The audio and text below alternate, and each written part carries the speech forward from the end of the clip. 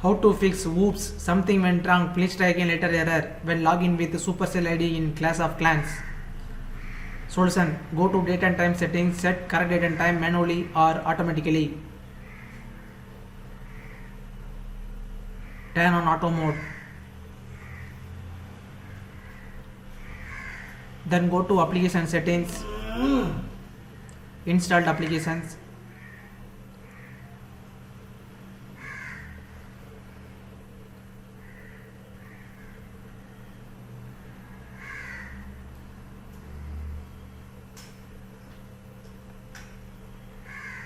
Click Clash of Clans.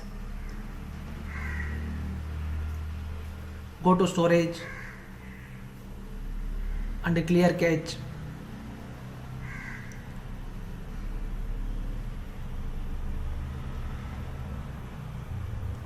Then open Play Store app. Search for Clash of Clans and update it if update is available. Subscribe.